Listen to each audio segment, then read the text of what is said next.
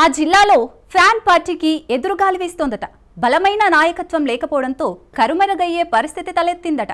ఏడాది కూటమి ప్రభుత్వ పాలనపై ప్రజల నుంచి వ్యతిరేకత వస్తున్నా ఆ జిల్లా పార్టీ అధ్యక్షుడు మాత్రం ఇంటికే పరిమితమవుతున్నాడట. తమను నడిపించే నాయకుడు లేకపోవడంతో క్యాడర్కు కూడా ఎక్కడికి వెళ్లాలో తెలియడం లేదట. ఇంతకు వైసీపీ యాక్టివ్గా లేని ఆ జిల్లా ఏది? ఇంటికే పరిమితమవుతున్న అధ్యక్షులు ఎవరు? అక్కడి వైసీపీ కార్యకర్తలు ఏం కోరుకుంటున్నారు? Let's watch this story. సిక్కోలులో ఫ్యాన్ పార్టీకి ఎదురుగాలి. జిల్లా అధ్యక్షుడు ఇంటికే పరిమితం.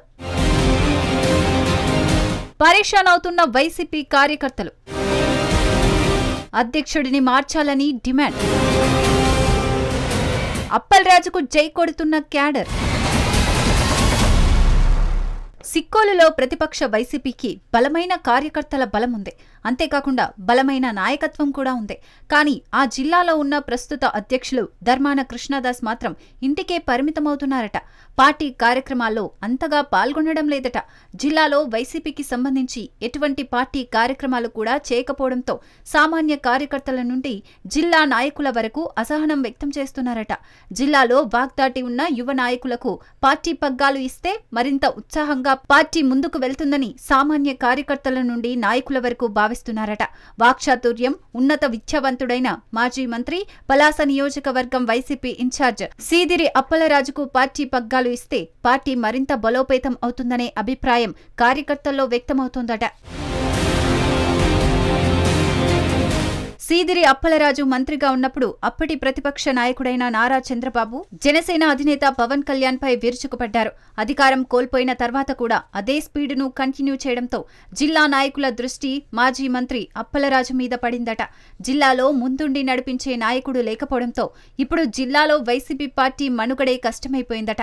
పనిచేసే కార్యకర్తలు ఉన్నా నడిపించే నాయకుడు లేకపోవడం జిల్లాలో వైసీపీ మరింత బలహీనపడుతుందనే అభిప్రాయం వ్యక్తమవుతోందట. ఈ నేపథ్యంలో గత ఏడాదిగా కూటమి ప్రభుత్వం చేస్తున్న అరాచకాలను బహిరంగంగానే నిలదీస్తున్న డాక్టర్ అప్పల్రాజుకు జిల్లా పగ్గాలు అప్పగిస్తే పార్టీ మరింత ముందుకు వెళ్తుందనే అభిప్రాయం పార్టీ వర్గాల్లో వ్యక్తమవుతోందట. ఇప్పుడు జిల్లాలో ఉన్న సీనియర్ నాయకులు మాజీ శాసన సభాపతి తమ్మినేని సీతారాం, మాజీ రెవెన్యూ మంత్రి ధర్మాన ప్రసాదరావు, మాజీ డిప్యూటీ సీఎం ధర్మాన కృష్ణదాసులు వయోభారంతో ఎక్కడికి వెళ్లలేని పరిస్థితి. వెళ్లినప్పటికీ కూడా యువకుల్లో ఉండే ఉత్సాహం, తెగువ ఇప్పుడున్న ఈ సీనియర్ నాయకుల్లో లేకపోవడంతో నామమాత్రంగా పార్టీ కార్యక్రమాలు జరుగుతున్నాయట. ఈ నేపథ్యంలో మంత్రిగా అనుభవం ఉన్న, ఉన్నతమైన చదువుకున్న మాజీ మంత్రి అప్పల్రాజుకు జిల్లా అధ్యక్ష పదవి ఇస్తే పార్టీ బలోపేతమవుతుందని కొంతమంది నాయకులు బహిరంగంగానే చెప్తున్నారట. మొత్తానికి సిక్కోలు వైసీపీ అధ్యక్షుడిగా సీదిరి అప్పలరాజును నియమించాలనే డిమాండ్ ఫ్యాన్ పార్టీ శ్రేణుల నుంచి వినిపిస్తోందట.